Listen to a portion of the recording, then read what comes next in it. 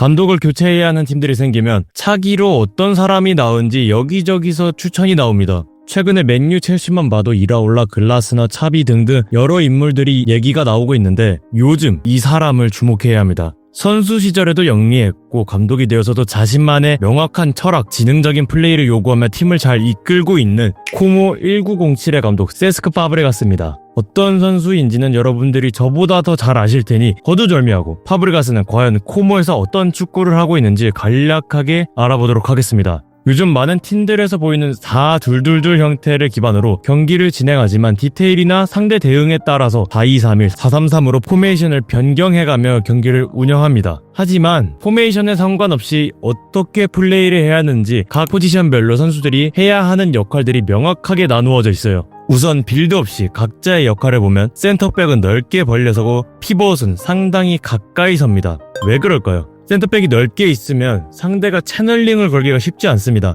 압박하러 가야 하는 거리도 멀고 골키퍼를 포함해서 빌드업을 하면 수비보다 한 명이 더 많기 때문에 빌드업 시 수적 우위를 가져갈 수 있어요. 따라서 압박에 대응하기 위해 센터백들의 넓이를 가져가는데 중요한 건 두 명의 피벗을 어떻게 활용하냐겠죠? 디테일하게 보면 미드필더 2명이 약간 엇갈려 섭니다. 이렇게 포지셔닝을 가져가면 센터백 한 명을 포함해서 삼각형을 이룰 수 있겠죠? 그럼 짧게 내줬을 때 반대편에 있는 선수를 향해 3자 패스를 해주면 끌려 나온 상대의 대각선 등 뒤를 보고 패스를 넣어줄 수 있습니다. 그럼 더 넓은 공간으로 공을 뿌려줄 수 있겠죠? 근데 이렇게 두 명의 피벗을 이용하면 상대가 알고서 맨투를 강하게 붙일 수 있잖아요. 실제로도 이 선수들을 강하게 맨투를 걸어서 3자 패스를 못하게 하는 팀들이 많은데 이런 견제를 뚫고 어떻게 활용할 수 있을까요? 이거는 더 디테일하게 보면 되는데 골키퍼가 공을 잡고 있다고 가정했을 때 대각선에 있는 미드필더 한 명이 순간적인 스프린트를 통해서 내려와 수비를 떨어내는 겁니다. 이러면 순간적인 움직임이기 때문에 수비가 공과 선수를 동시에 보면서 반응하기가 어렵겠죠? 이런 식으로 피벗 한 명이 수비 맨투를 벗겨내고 빈 공간에 있는 선수에게 3자 패스를 시도하게 됩니다. 이 개념은 골키퍼를 포함했을 때뿐만 아니라 미들서드에 올라와서도 동일합니다. 즉, 두 명의 피벗을 포함한 3명이 서로 간 대각선 패스를 할 수 있는 환경을 마련해 준다는 겁니다. 센터백과 중앙 미드필드의 움직임을 어느 정도 알아봤고 그럼 나머지는 어떨까요? 빠르게 설명하자면 풀백은 빌드업에서 흐름을 잘 읽어야 돼요. 상황에 따라 포지셔닝이 달라야 한다는 겁니다. 무조건 벌려 있는 것도 아니고 그렇다고 좁혀 있는 것도 아니고 전방으로 패스를 어떻게 뿌릴지 우리 팀이 상대 수비에 대응해 어떻게 풀어나올지를 관찰하면서 패스각을 만들어줘야 하는 거죠. 따라서 풀백이 흐름을 읽지 못한다면 전방으로 패스가 나가는데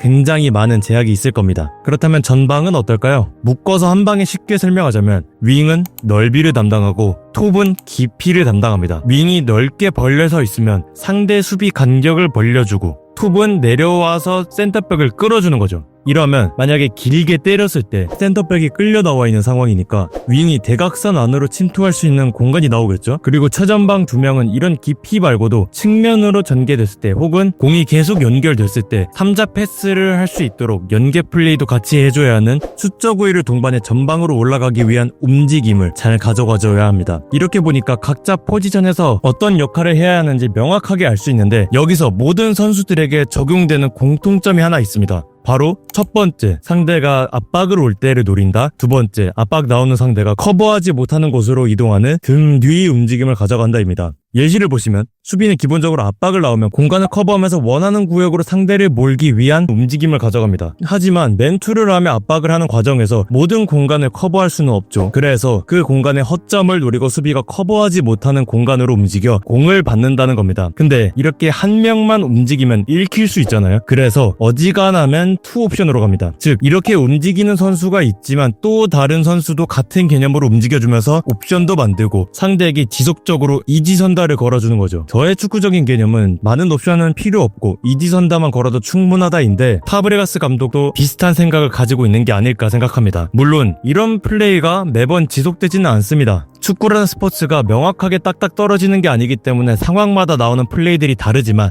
전체적인 궤를 봤을 때에는 이런 식으로 경기를 하고 있고 현대 축구에서 이런 전술은 꽤 트렌디하다고 볼 수 있기 때문에 많은 팀들이 차기 감독으로 눈여겨보고 있지 않을까 생각합니다. 사실 크게 봐서 이렇게 말하는 거고 디테일하게 하나하나 따져가면은 바깥발 터치를 이용해서 전환 플레이도 하고 얘기할 게 많은데 이건 나중에 더 얘기할 수 있으면 해보도록 하겠습니다. 아무튼 과연 파브레가스가 올 시즌에 다른 팀으로 가게 될지 아니면 남아서 코모가 유럽 대항전에 나갈 수 있게 할 것인지 세리에도 재밌으니까 시간 될 때 한번 찾아보시면 좋지 않을까 생각합니다. 오늘은 여기까지 PBS1이었습니다.